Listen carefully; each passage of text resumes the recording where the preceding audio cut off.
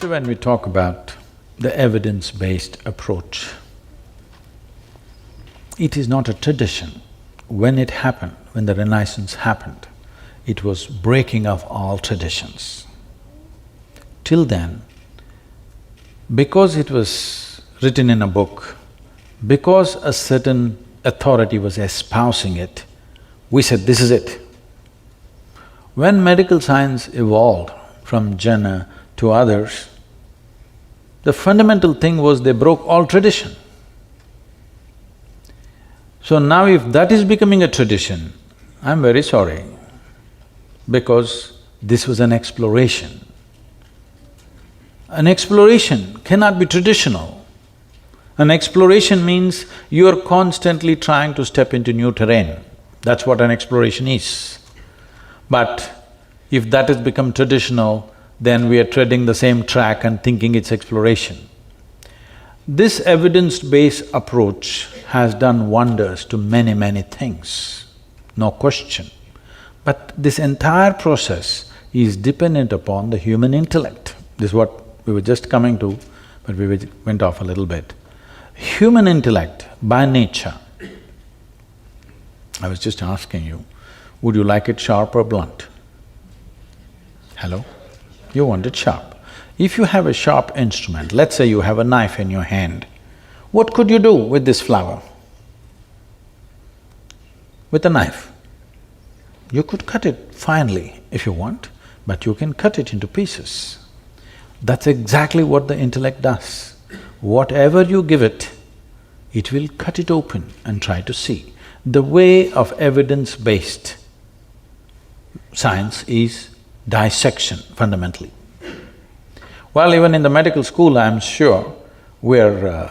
the pathology labs, we are opening up, fortunately the dead.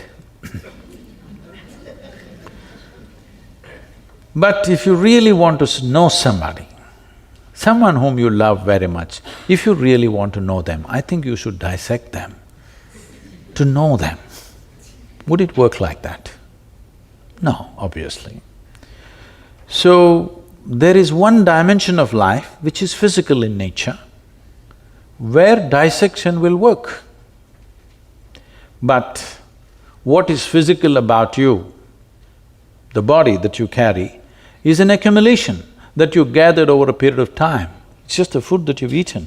It is actually a piece of the planet.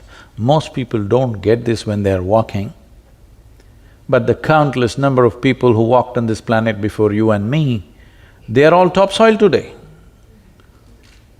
You and me also will be topsoil, unless your friends choose to bury you real deep, fearing that you may rise from the dead. This is just the soil, isn't it? Hello? This is just the soil that you walk upon. So this is an accumulation. What you gather, what you accumulate, you can claim it is mine. You cannot say it's me, isn't it? Right now as I'm speaking, I say, this is my glass. You will think, oh, Sadhguru seems to have a problem. But let's listen, everybody says he's wise. After some time, I'll say, this is me. Then you will say, let's go. Because if I claim this is me, you know, it qualifies for madness, isn't it? Whatever you acquire, you can say, this is mine. But if you say, this is me, this is madness, yes or no? Are there any psychiatrists? Does this qualify? It does. So, every day you're doing this, food appeared on your plate, you said, this is my food, you ate it and then you say, it's me. This is madness. But you have enormous company. And we believe in democracy. Whatever the majority says must be right. So, it is going on. But the moment you believe something that is not you as yourself, you kind of lost it. You derailed from life. So, turning inward does not mean dissection.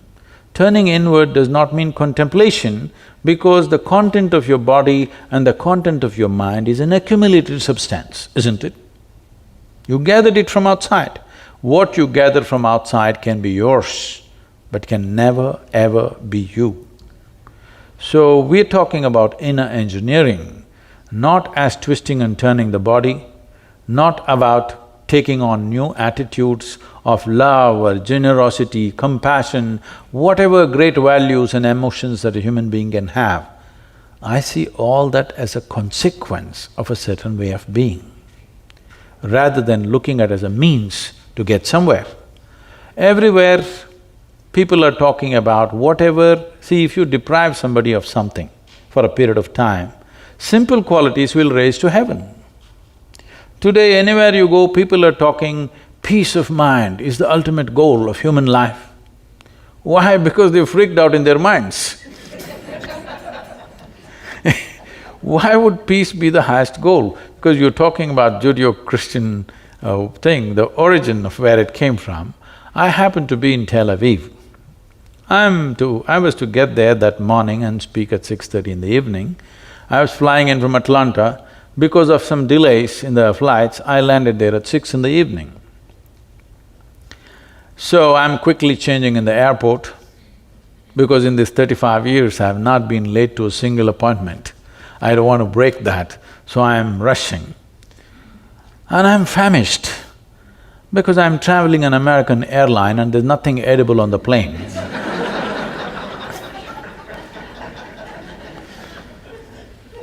I'm super hungry and I rush to the venue.